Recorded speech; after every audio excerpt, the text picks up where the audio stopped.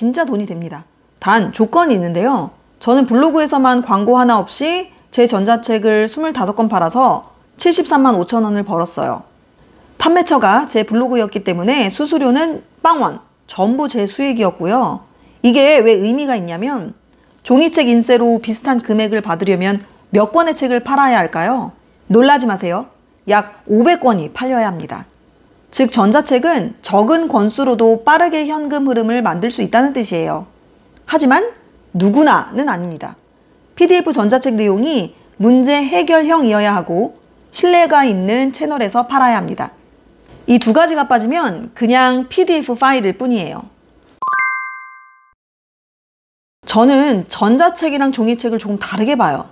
전자책은 말 그대로 과정, 그러니까 현금 흐름을 만드는 도구예요. 내가 가진 지식을 빠르게 검증하고 바로 수익으로 연결할 수 있죠. 반대로 종이책은 자산입니다. 단순히 책 한 권으로 끝내는 게 아니라 신뢰, 브랜딩, 기회가 따라오죠. 실제로 종이책은 서점이나 도서관, 포털 검색에 딱 남잖아요. 그게 사회적 증거가 되는 거예요. 그러다 보니 도서관, 기관, 기업에서 강연이나 강의 제안이 들어오기도 하고 미디어 출연 기회로도 이어지죠. 그래서 저는 둘 중 하나만 고르지 않습니다. PDF 전자책은 오늘 당장 현금을 만들어주지만 종이책은 제 이름으로 쌓이는 장기 자산이 되고 그게 결국 더 큰 수익의 문을 열어주거든요. 첫 번째는 분량의 탄력성 때문이에요. 전자책은 A4 용지 기준 20에서 30페이지 정도면 충분하거든요. 종이책으로 내기엔 애매한 작은 주제들도 빠르게 다룰 수가 있어요.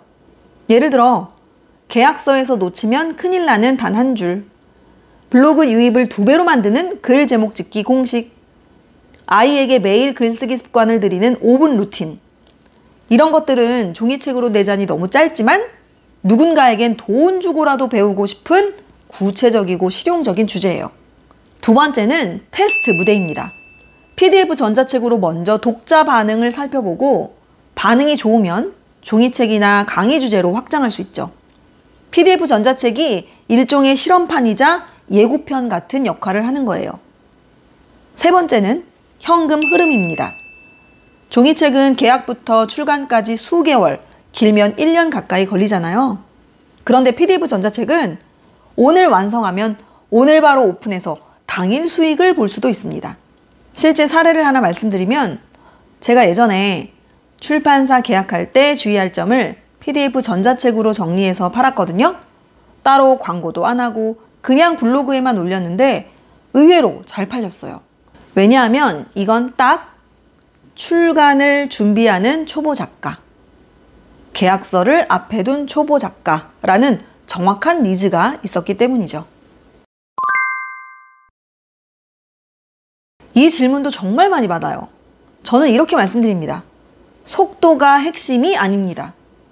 피카소 얘기 아시나요? 어떤 여인이 그림을 부탁했는데 피카소가 몇 분 만에 쓱 그려주니까 아니 몇 분밖에 안 걸렸는데 왜 이렇게 그림값이 비싸요? 라고 물었다는 거예요. 그때 피카소가 이렇게 말합니다. 나는 그 실력을 얻기 위해 평생이 걸렸소. PDF 전자책도 똑같아요. 꼬박 하루만 투자해도 PDF 전자책을 쓸 수 있다? 네, 가능합니다. 그런데 중요한 건 이 하루라는 시간이 아니에요.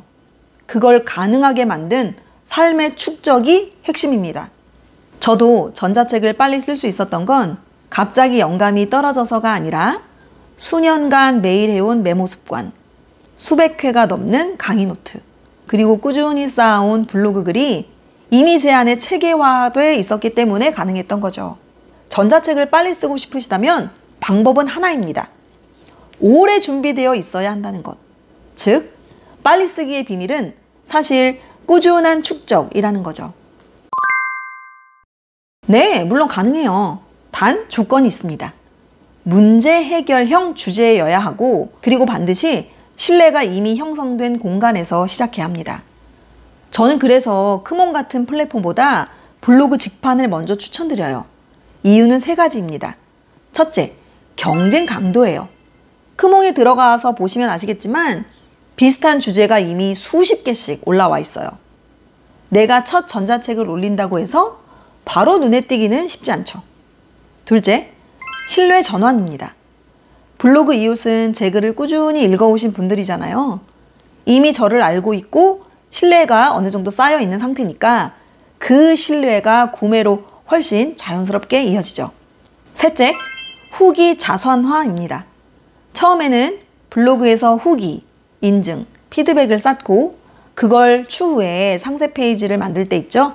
상세 페이지에 담아낸 다음에 크몽이나 와디즈 같은 그런 플랫폼으로 확장하면 훨씬 수월합니다. 즉, 순서가 중요한 거예요.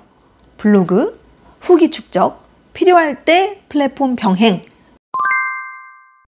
사람들 다 그런 것 같아요. 내가 아는 걸 남도 당연히 알 거라고 착각을 하시거든요. 저도 물론 그랬고.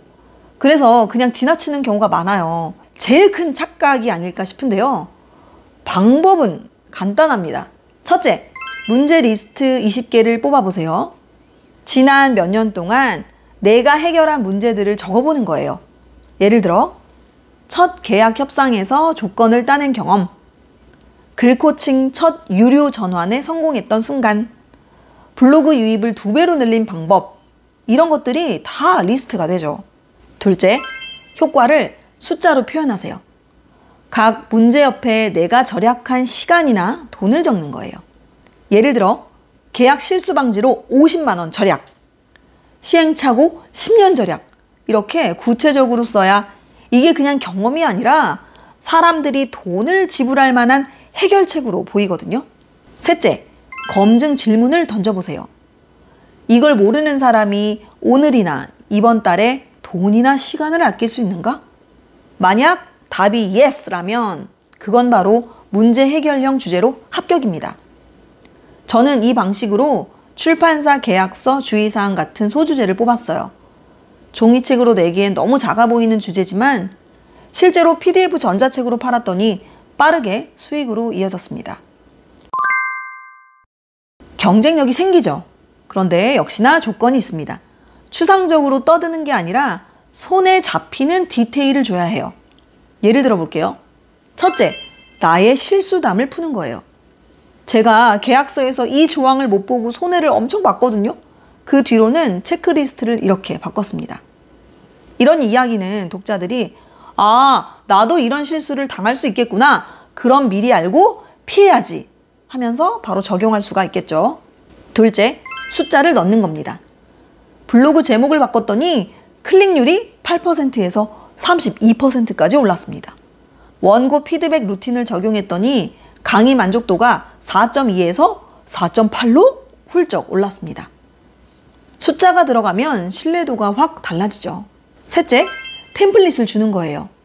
예를 들면 이메일 협상 문구 3종, 계약 체크리스트 12항, 책 목차뼈대 7단계, 이런 건 독자가 그냥 읽고 끝나는 게 아니라 바로 써먹을 수 있는 도구가 되죠. 넷째, 전후 비교를 보여주는 거예요. 예전엔 문의만 오고 결제 전환이 안 됐는데 루틴을 적용하고 나서 전환율이 3%에서 11%까지 올랐다.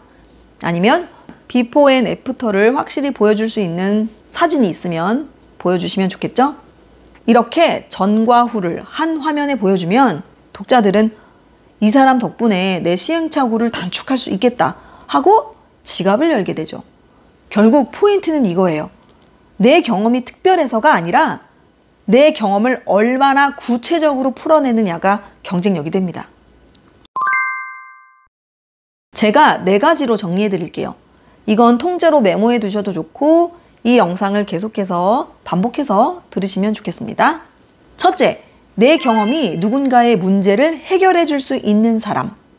저 같은 경우는 출판사 계약서 때문에 손해를 본 경험이 있었거든요. 그런데 그걸 정리해서 팔았더니 아직 계약서를 앞둔 초보 작가분들한테 엄청난 도움이 되더라고요. 핵심은 뭐냐? 내가 이미 겪어본 시행착오를 체계화해서 건네는 겁니다. 그게 곧 전자책 주제가 되고요. 둘째, 작은 성공이라도 반복해본 사람. 많이들 이렇게 말씀하세요. 저는 대단한 업적이 없는데요. 근데 중요한 건 크기가 아닙니다. 반복 경험이냐 아니냐 그거예요. 예를 들어 자취생 3년차가 월 식비 20만 원 루틴을 쓴다던가 소개팅 30번, 50번, 100번 다녀본 사람이 정리한 소개팅에서 차이지 않는 첫 5분 대화 스크립트 이런 거 있잖아요. 남들 눈엔 그저 평범해 보여도 거기엔 패턴과 공식이 있거든요. 사람들은 그걸 보고 돈을 냅니다.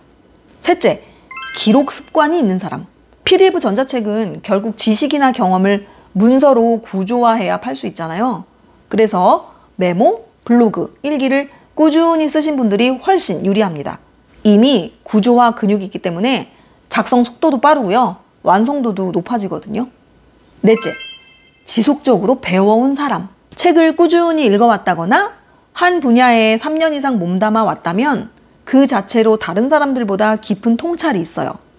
예를 들어 학원 강사로 5년 동안 일하신 분이 아이들 집중시키는 7가지 스킬을 실제 사례랑 같이 풀어낸다. 현장감 때문에 설득력이 압도적입니다. 자, 이 4가지 중에 하나라도 해당되시는 분, 그러면 수익화 가능성 충분합니다. 우리가 파는 건 파일이 아니라 해결책이에요. 독자는 30페이지짜리 글 덩어리를 사는 게 아닙니다. 내가 수년 동안 겪은 시행착오를 단축시켜줄 지름길을 사는 거죠. 그래서 분량이 20페이지, 30페이지여도 괜찮은 거예요. 중요한 건 그 두께가 아니라 얼마나 빠르게 문제를 해결해 주느냐입니다. 예를 들어 제가 출판사 계약 시 주의사항을 PDF 전자책으로 정리했을 때 그걸 사신 분들은 100페이지짜리 이론이 필요했던 게 아니거든요. 당장 계약서를 앞에 두고 실수 없이 사인할 수 있는 체크리스트 한 장이 절실했던 거죠. 이게 바로 PDF 전자책의 본질이에요. 문제 해결의 속도, 그게 곧 가치입니다. PDF 전자책은요, 누구나 쓰면 다 돈 번다, 이게 아닙니다. 누군가의 시간을 단축하고 돈을 절약하게 만드는 해결책을 가진 사람만이 수익화를 만들 수 있죠. 그리고 하루 만에, 일주일 만에 전자책 썼다라는 그런 말은 사실은 오래 축적해온 사람만 가능한 얘기죠. 오늘 이야기를 들어보시고 내가 PDF 전자책을 만들어야겠구나 라는 마음이 확 드셨다면 이제 제작에 관한 이야기를 좀 다음 영상에 실어볼까 하는데요. 궁금한 점이 있으신 분들은 댓글에 다 적어주세요. 댓글이 어느 정도 모이면 PDF 전자책 실전편 영상을 찍어볼까 합니다.